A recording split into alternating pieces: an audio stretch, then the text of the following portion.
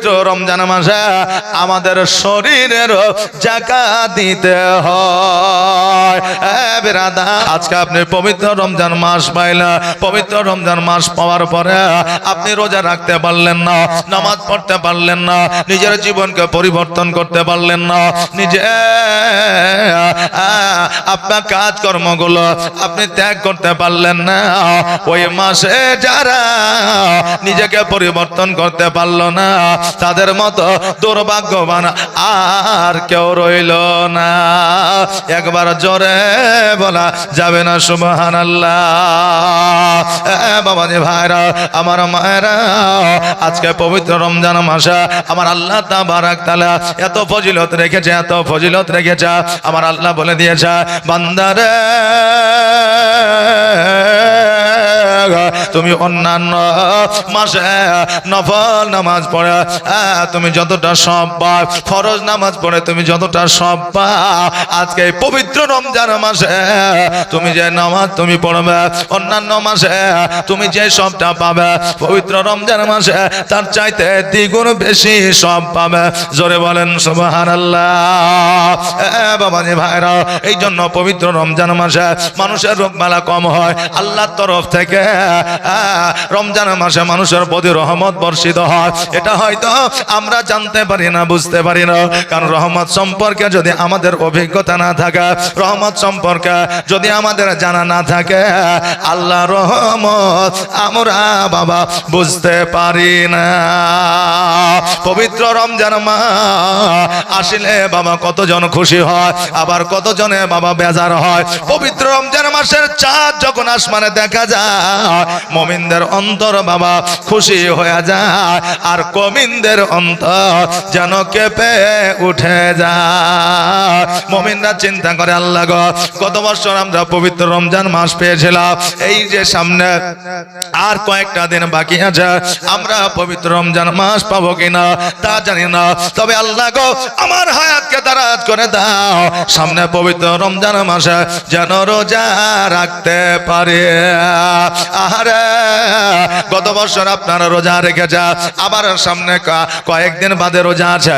এই রমজান মাস আপনি পাবেন কিনা কোনো গ্যারান্টি নাই, আমি পাবো কিনা কোনো গ্যারান্টি না। এই জন্য আল্লাহর দরবারে দোয়া করা, আল্লাহ গো, আমি সম্মুখে রমজান মাসে যেন রোজা রাখতে পারি সেই তৌফিক তুমি দিয়ে দাও। মুমিনদের দোয়া হলো আর যারা কমেন হয়, পবিত্র রমজান মাস আসলে যারা অখুশি হয়ে যায়, তারা মনে মনে চিন্তা করে, এই পবিত্র রমজান মাস এলো আর শিকারের বিড়ি খাওয়া আমাদের হইল নাকি বলে। এই রোজার মাস আইলো, যদি আপনার শিকারের বিড়ি খায় তো সামনে যে আর খাইতে পারবে না। এ রোজা সম্পর্কে অনেকে বাবা আলোচনা শুরু করেছে, যেহেতু সামনে রোজা। বাবারে, যারা রোজা রাখতে চায় না তারা চায়ের দোকানে বড় বড় হাদিস রেখে দেয়। হ্যাঁ, তাদের হাদিসের অভাব নাই, তাদের মুখের কথার অভাব নাই। জীবনে মসজিদে যায় না, রোজার মাসে রোজা রাখে না, ওরে আবার বুকে হাত দিয়া বলে, ওরা নামাজ পড়লে তো কি হইলো, আমার কি ঈমান কম আছে? বলে না, এই ওরা নামাজে গেল তো কি হইল রে, আমার কি ঈমান কম আছে নাকি, নামাজ পড়লাম না তো কি হইল? আরে শোনো, আজকে তুমি মিষ্টির দোকানে মিষ্টি সাজিয়ে রেখেছ, তুমি ছানা সাজিয়ে রেখেছ, তুমি পনির সাজিয়ে রেখেছ, তুমি রসগোল্লা সাজিয়ে রেখেছ, কত রকমের মিষ্টি তুমি মিষ্টান্ন জিনিস তুমি মিষ্টির দোকানে রেখে দিয়েছ। আজকে তুমি যদি দুধটাকে বাদ দিয়ে দাও, তুমি ছানা পনির মিষ্টি দই কোথায় পাবে? আজকে তুমি নামাজ বাদ দিয়া দিলা, রোজা বাদ দিয়া দিলা, আজকে দান খায়রাত করা বাদ দিয়া দিলা, আর তুমি যদি বলো আমার ঈমান আছে, এটা কোনো মতে সম্ভব হবে না। যে ভাইরা, আমার মা বোনেরা, আজকে পৃথিবীর মধ্যে আপনার টাকা বেশি হলে টাকার যেমন যাকাত দিতে হয়, জমির যাকাত দিতে হয়, স্বর্ণের যাকাত দিতে হয়। বাবা রে, এই জন্য সম্মুখে আমাদের পবিত্র রমজান মাস, এই রমজান মাসে আমরা রোজা রাখবো। আর রোজা রাখার পরে 20 রাকাত তারাবি পড়ার চেষ্টা করব। কয় রাকাত? 20 রাকাত। অনেক জায়গায় চলে 8 রাকাত, অনেক জায়গায় চলে আপনার 12 রাকাত, কিন্তু 20 রাকাত একমাত্র আহলে সুন্নাত ওয়াল জামাতের মানুষ পড়া, হানাফি মাযহাবের মানুষরা পড়া। বাবারে, তবে এই জায়গায় মতভেদ আছে। মুফতি সাহেব আমার আগে হুজুর ছিল, উনি আপনার মসলা মাসাইল বলে গেছে। আমি আপনাদের মসলা মাসাইল বলবো না, আর মসলা মাসাইলের মালিকও আমি না। কথা বুঝলেন না? আমি মসলা মাসাইলের মালিকও না। বেরাদার, 20 রাকাত তারাবি পড়বো। আল্লাহ তাবারাক তাআলা আমাদের তারাবিকে কবুল করবে। আর রাত্রি বেলায় তাহাজ্জুদের নামাজ পড়বো। মা বোনেরা, আজকে 5 ওয়াক্ত নামাজ পড়ে আল্লাহর দরবারে দোয়া করে, আল্লাহ দোয়া কবুল করে না, দোয়া আমাদের কবুল হয় না। আমি বলবো, মারে, আজকে তুমি 5 ওয়াক্ত নামাজ পড়তে আসো, তোমার দোয়া কবুল হয় না। তুমি রাত্রি বেলায় তাহাজ্জুদের নামাজ পড়ে আল্লাহর দরবারে হাত দুখানা তুলে দোয়া করো, আল্লাহ তোমার দোয়াকে কবুল করবে। কেন না? আমার আল্লাহ তাবারাক তাআলা বলে দিয়েছে, হ্যাঁ আমার বান্দা বান্দিরা, 5 ওয়াক্ত নামাজ পড়ার পরে তুমি আমার দরবারে দোয়া করো, দোয়া তোমার কবুল যদি না হয়, তুমি তাহাজ্জুদের নামাজের পরে আমার দরবারে দোয়া করো। কারণ আমি আল্লাহ মধ্যরাত্রিতে, নির্জন রাত্রিতে আমি তাকায়া থাকে, বান্দা আমার কাছে চাইবে, আমি বান্দাকে দিব। বান্দারে, ওই নির্জন রাত্রিতে তুমি যখন আমার কাছে চাও, আমি আল্লাহ তোমার ঝুলি ভর্তি করে আমি আল্লাহ দি। জোরে বলেন সুবহানাল্লাহ। আল্লাহ তাবারাক তাআলা তাহাজ্জুদের নামাজ পড়ে যারা দোয়া করে আল্লাহ কবুল করে। এই জন্য বাবা, রমজান মাসে তাহাজ্জুদের নামাজের পরে আপনি একা আল্লাহ নির্ঝুম রাত্রিতে আপনার দোয়াকে কবুল করবে। জোরে বলেন আমিন। মৌলানা মুহাম্মদ সাল্লাল্লাহু তাআলা আলাইহি ওয়াসাল্লাম। বাবাজি ভাইরা, ওই ওয়াসাল করনে একদিন, 2 দিন, 3 দিন, 4 দিন, 5 দিন পরে এইভাবে দিন অতিবাহিত করতে থাকে। হঠাৎ করে মা যেন জীর্ণ শীর্ণ হয়ে গেল। আচ্ছা, একজন মা যদি 10 দিন, 15 দিন, 20 দিন, 1 মাস যদি না খায়া থাকে, ওই মা চলতে পারবে না, ওই মা কাজকর্ম করতে পারবে না। মায়ের মধ্যে দুর্বলতা চলে আসবে। আসবে কি আসবে না?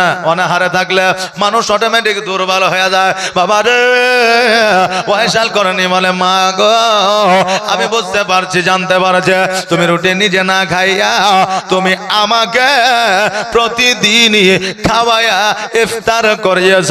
জোরে বলেন সুবহানাল্লাহ। মা, আজকে তোমাকে বলছে একটা রুটি আমি খাইলে তুমি খুশি হয়ে যাও। মা গো, প্রত্যেক রুটি আমাকে খাওয়াইতে চাও না, তবে মা, যার বাড়িতে কাজকর্ম করো তাকে বলে আরো একটা রুটি কি চেয়ে নেওয়া যাবে না? মা, একটা রুটি তুমি যদি চেয়ে নাও তাহলে 2টা হয়ে যাবে, একটা আমি খাবো আর একটা তুমি খাবে। মা বলল, বেটা ঠিকই বলেছ, আমি একবার চেয়ে দেখবো। এবার ওই মা জননে যেন যার বাড়িতে কাজ করে, সন্ধ্যাবেলায় কাজ শেষ করে মালিককে বলল, মনিবকে বলল, মনিব গো, আমার বাড়িতে একটা সন্তান আছে, যেই একটা রুটি নিয়ে যায় আমার সন্তানের পেট পূরণ হয় না। হুজুর গো, আর একটা রুটি যদি বাড়িয়ে দিতেন আমি বড় খুশি হইয়া যাইতাম। সঙ্গে সঙ্গে মনে ওই ওয়াইসাল কর্ণের মায়ের মুখের দিকে লক্ষ্য করে বলল, বান্দি শোনো, একটা রুটি দিয়া তোমাকে কাজে রেখেছিল, আর একটা রুটি তুমি যখন চাইছ আগামী কাল থেকে আমার বাড়িতে আর কাজ করার জন্য আসতে হবে না। একটা রুটি চাওয়ার জন্য কাজ বন্ধ হয়ে গেল। এখনো পর্যন্ত এইরকম মানুষ জগতের মধ্যে আছে না নাই? দেখবেন মসজিদে ইমাম আছে, 5,000 টাকা বেতন। এখন মসজিদে ইমাম যদি দাবি করে 1,000 টাকা বাড়াইতে হবে। কিছু কিছু মুসল্লি আছে, তারা চায়ের দোকানে মোড়ে এখানে সেখানে আলোচনা করবে যে এই মৌলবীকে যেমন করে হোক তাড়াইতে হবে। অফিসিয়াল ভাবে যারা অফিসে কাজকর্ম করে, ওই ম্যানেজারকে যদি বলে আমার বেতন বাড়াইতে হবে, যেমন করে হোক ফল ধরবে, ভুল ধরবে, আর বলবে কাজেরই তো তোমার ঠিক নাই, বেতন কেমন করে বাড়বে? হয় কি হয় না? জি বাবা হয়। আরে বাবা, আবার অনেক মসজিদে আছে ইমামের জন্য প্রতি বাড়িতে 50 টাকা করে উঠানো হয়ে যায়, তারাবি পড়াইছে, এই জন্য ইমামকে দিতে হবে 50 টাকা করে। তোলার পরে 1 টাকা নয়, 2 টাকা নয়, 50 টাকা তোলার পরে 50,000 টাকা হয়ে যায়। এখন কিছু আপনার কমিটি আছে, তাদের বাবা নজরে লেগেছে, বাপরে 50,000 ইমামকে দিব, হবে না। কি করবে? বলে 20,000 দেয়, 10,000 মসজিদকে দেয়, আর 20,000 আমাদের মসজিদ ফান্ডে রেখে দেয়। আরে যুবকেরা, গ্রামবাসীরা, আপনাদেরকে জানাইয়া দিতে চাই, বুঝাইয়া দিতে চাই, আপনার উদ্দেশ্য, আপনার নিয়াত হলো ইমামের জন্য টাকা তোলা, আর ওই টাকাটাকে যদি মসজিদের কাছে লাগাইয়া দেয়, তোমার ইবাদত আল্লাহর দরবারে কবুল হবে না। বাবারা, এই জন্য আপনাদের বলতে আছে, একটা রুটির জন্য কাজ থেকে বাবা বরখাস্ত করে দিলা।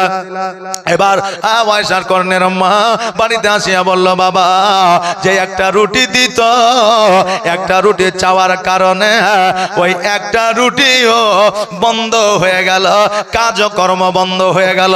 পয়সার কর্ণী বলে, মা গো, একটা কাজ করা যায়। কি কাজ? বলে, মা আমার আব্বা যখন তোমাকে বিবাহ করেছিল কিছু কি উপহার দিয়েছিল? আমরা যখন বিবাহ করি, আমাদের যুবকেরা যখন বিবাহ করে, বিবিকে কিছু না কিছু একটা উপহার দেয়, তাই না? কেউ চুড়ি দেয় স্বর্ণের, কেউ আংটি দেয় স্বর্ণের, কেউ মালা দেয়, কেউ কানের দেয়, না দেয় না? দেয়। এখন বাবা কিছুদিন আগে 2 লাখ টাকা স্বর্ণ হয়ে গিয়েছিল, না হয়নি? হয়েছিল। এই জন্য এখন যুবকেরা চিন্তা করে নিয়েছে যে এখন বিবাহ করলে বিবিকে গিফট দিতে পারবো না, স্বর্ণের দাম অনেক, এই জন্য কিটক্যাট আর ক্যাডবেরি লিয়ে হাজির হয়ে যায়। বুঝতে পারবেন, এগুলা দিয়ে আগে আপাতত পটাই, বুঝলেন না বাবা? বেরাদার, আজকে আপনাদের বলে দিয়ে যায়, বিবাহ করে বিবিকে ঘন ঘন বাৎসরিক কোন উৎসবে, কোন আপনার উৎসবকে লক্ষ্য করে গিফট করবেন, উপহার দেবেন, বিবি খুশি হয়ে যাবে। এই গিফট করা, উপহার দেওয়া, এটা হলো আমার নবীর সুন্নাত। বাবাজি ভাইরা, আজকে আমাদের বিবিদেরকে যদি একটা বই এনে দিই, কি বই? ইসলামিক বই। খাদিজার জীবনে, ফাতেমার জীবনে বিবিরা খুশি হবে না। আজকে ওই বিবিদের যদি একটা কোরআন গিফট করে দিই, তবু ওই বিবিরা খুশি হবে না। একটা যদি রেহেল দান করে, তবে বিবিরা খুশি হবে না। কিন্তু একটা শাড়ি আর একটা আপনার ফ্রক চুড়িদার, নইলে স্বর্ণের জেনে, দেখবেন ওই বিবির খুশির সীমানা থাকবে না। আরে মা, আজকে এই গিফট গুলো দুনিয়ায় ব্যবহার করতে পাবে, তুমি যখন ইন্তেকাল করবে তোমার সন্তানেরা ভাগ করে নেবে, এইটা তোমার কবরে পৌঁছাবে না। কিন্তু একটা কোরআন যদি তোমাকে কেউ উপহার হিসাবে দেয়, ওই কোরআনটা তুমি কবুল করে নাও। ওই কোরআনটা এই জগতে তোমার মঙ্গল চাইবে, পরের জগত মঙ্গল চাইবে। জোরে বলেন সুবহানাল্লাহ। বাবাজি ভাইরা, ফয়সাল কর্ণী বলে, মা গো, আমার আব্বা যখন তোমাকে বিবাহ করেছিল, কেন কি গিফট তোমাকে দিয়েছিল, উপহার দিয়েছিল? বলল, বেটা রে, আর তোমার আব্বা আমাকে একটা আঙ্গুঠি দিয়েছিল, অঙ্গরি যেটাকে বলে আংটি, একটা আংটি দিয়েছিল স্বর্ণ। বলে, আংটিটা দাও। বলে, কি করবে? বলে, বিক্রয় করব। বাবারে, বিক্রয় করে কি করবে? বলে, মা আমাকে দাও। এবার সকালবেলা ওই আংটিটা নিয়ে বাজারে গেল, বাজারে যাওয়ার পরে বিক্রয় করলো, বিক্রয় করার পরে একটা ছাগল কিনে নিয়ে আসলো। কি ছাগল? একটা ছাগল কিনে নিয়ে আসলো। ছাগলটা কিনে নিয়ে এসে বলে, মা আমরা আর এই গ্রামের মধ্যে থাকব না। বলে, কেন রে বাবা? গ্রামে জন্ম নিয়েছে, এই গ্রামে বিবাহ করেছে, এই গ্রামে ইন্তেকাল করব, গ্রাম ছাড়বো না। ফয়সাল কর্ণী বলে, মা গো, আজকে গ্রামে থেকে কি লাভ? কারণ এই গ্রামে অনেক ধনী মানুষ আছে, অনেক টাকা পয়সা वाला মানুষ আছে। আজকে আমার আব্বা না, আজকে আমরা খেতে পাই না। আজকে গ্রামের মানুষ কেউ খোঁজ নেয় না, গ্রামের মানুষ একবার কেউ খবর নেয় না। আজকে গ্রামের মানুষ আমাকে সহযোগিতা করে না। মা গো, যারা মানুষ হইয়া একজন মানুষের খোঁজ নিতে পারে না, ওই মানুষের কাছে থাকার চাইতে না থাকাই ভালো। আজকে বর্তমানে অনেক ধনী মানুষ আছে, যাকাত দেওয়ার জন্য মানুষ খোঁজে, খোঁজে কি খোঁজে না? যাকাত দেওয়ার জন্য মানুষকে খোঁজে, মানুষকে খুঁজে খুঁজে যাকাত দেয়। আর বোনকে যাকাত দেওয়ার বেলা, কারণ অনেক মানুষ বড় লোক আছে, ধনী আছে, বোন যেই বাড়িতে বিয়ে করেছে ওই বোন কিন্তু গরিব আছে, যাকাতের অধিকারী আছে, সকল মানুষকে খুঁজে খুঁজে যাকাত দেয়। আর বোনকে যাকাত দেওয়ার সময় মৌলবীকে প্রশ্ন করে যে হুজুর নিজের বোনকে যাকাত দেওয়া জায়েজ আছে কিনা? প্রশ্ন করে কি করে না? আমি বলবো ওই বান্দাকে, হ্যাঁ বান্দা, ওইটা তোমার নিজের বোন, তোমার সঙ্গে রক্তের সম্পর্ক আছে, তোমার যে তুমি যে গর্ভে থেকে জন্ম নিয়েছ, তোমার বোনও সেই গর্ভে থেকে জন্ম নিয়েছে।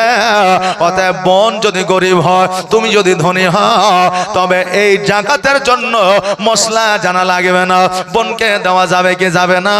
বোনের অভাব অনটন হইলে তোমার যদি ক্ষমতা থাকে, যে কোনো সময়ে যে কোনো মুহূর্তে ওই বোনকে তোমাকে সহযোগিতা করতে হবে।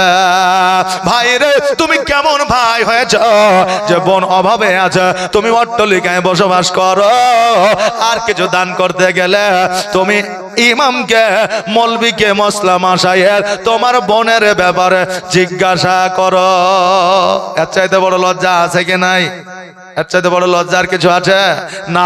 এই জন্য বলি বাবা, যাকাত যখন দেবে নিজের মাদ্রাসা আগে দেখবে, নিজের বংশধরকে আগে দেখবে, নিজের বোনকে আগে দেখবে, নিজের ভাইকে আগে দেখবে, তারপরে দেবে। বাড়ির পাশে খেতে পাইলো কিনা ওই বাড়ির পাশের লোকটাকে আগে দেখবে।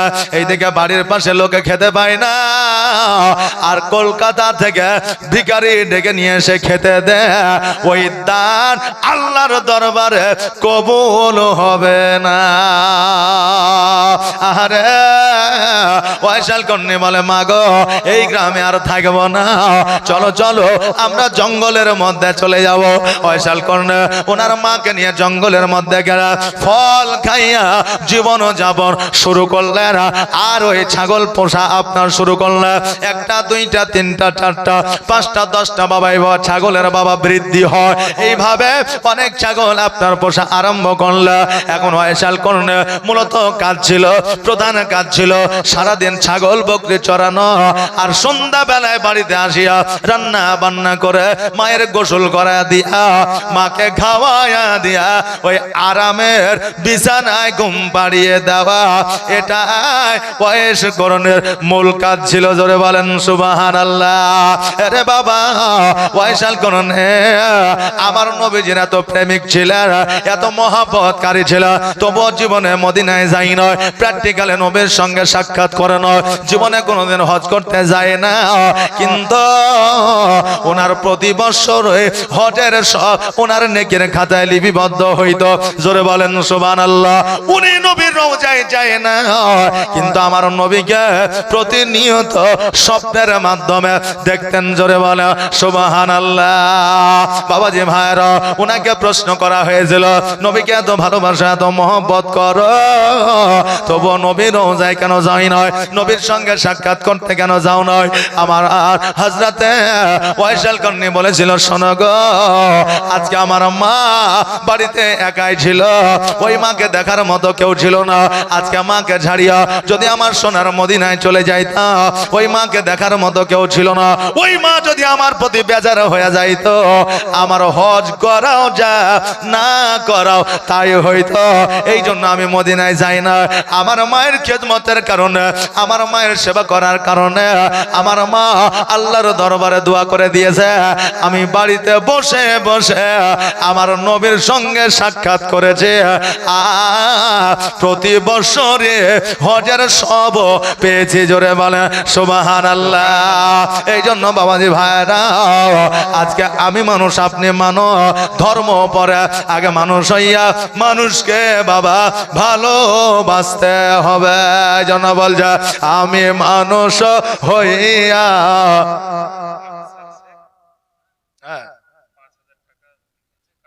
এই দেখেন আকসার শেখ 5000 টাকা দান করেছে। নারে তাকবীর, নারে রিসালাত। কি বলছে? আমি মানুষ হইয়া জন্ম লইয়া মানুষে করিলাম কি, আমি নবী না চিনিলাম, কি ভুল করিলাম, ঝুলিতে ভরিলাম কে, আমি মানুষ হইয়া জন্ম লইয়া মানুষে করিলাম কি। বাবা, আজকে আমার নবী যে পৃথিবীর মধ্যে এসেছিল ইসলামের প্রচার ও প্রসার করার জন্য, আজকে আমার নবী যে মানুষকে যদি ভালো না বাসতে, আজকে ইসলামের প্রচার ও প্রসার হইতো না। মানুষকে ভালোবেসে আমার নবী ইসলামের প্রচার করেছেন, প্রসার করেছেন। আজকে নবীজি আমার কাউকে তালওয়ার দেখে আঘাত করে, কারো প্রতি জুলুম করে কালেমা পড়ায় নাই। এই জন্য বাবা মানুষকে ভালোবাসতে হবে। আজকে দেখবেন পৃথিবীর মধ্যে দেখবেন কোন কাজে বিপদে আপদে যদি সহযোগিতা করে, তো তার নামখানা একবার লিস্টে দেখে নেবেন যে সেই বান্দা মুসলমান আছে। জোরে বলেন সুবহানাল্লাহ। বাবজি ভাইরা, আমার মায়েরা গো, তো ওয়াইসাল করেনি, মায়ের খিদমত করার কারণে হজের সব পেয়েছে, নবীজির স্বপ্নে সাক্ষাৎ পেয়েছে। আর নবীজিকে যে একবার স্বপ্নে সাক্ষাৎ করে নিল, তার জন্য জাহান্নাম হারাম হয়ে গেল। জোরে বলেন সুবহানাল্লাহ। এ বাবা, আজকে এই মা বাবাকে আমরা ভালোবাসি কি বাসি না? জি বাসি। আচ্ছা বাবা, আসেন তো 3টা করে প্যাকেট 5টা ভাই আমার মায়ের নামে দিয়ে যান তো দেখে। জি, মাকে ভালোবাসেন না? মায়ের নামে 3টা করে সিমেন্টের প্যাকেট একটু লিখে দিয়ে যান। আর 11টা মাকে বলবো, মারে একটা মাসের লক্ষ্মী ভান্ডারের টাকা 1500 লাগবে না, 1000 দিলেই হবে। বলবে হুজুর এই মাসেই তো 1500 পাইলে, আর আপনাকে যদি 500 টাকা দিয়ে দিব তাহলে আর লাভ কি হইল? কারণ 1500 হয়েছে। এই জন্য আমার জামাই মিষ্টি খেতে চেয়েছে, আমার বেটা মিষ্টি খেতে চেয়েছে, 1500 হয়েছে বলে আমার মা মিষ্টি খেতে চেয়েছে, আমার কি বলে দুলা ভাই মিষ্টি খেতে চেয়েছে। এই জন্য 1500 দিলে হবে না। এই জন্য মায়েদের মারে 1500 দিতে হবে না, 1000 করে 11টা মা আমার দিবে।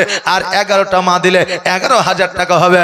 আর আমার মায়েরা যদি 11,000 টাকা আমাদের এই জালসায় দান করে যায়, তা আমাদের এই মায়েদেরকে একটা মশলা শিখিয়ে দিয়ে যাব যে স্বামীর পকেট থেকে টাকা চুরি করা যাবে কিনা।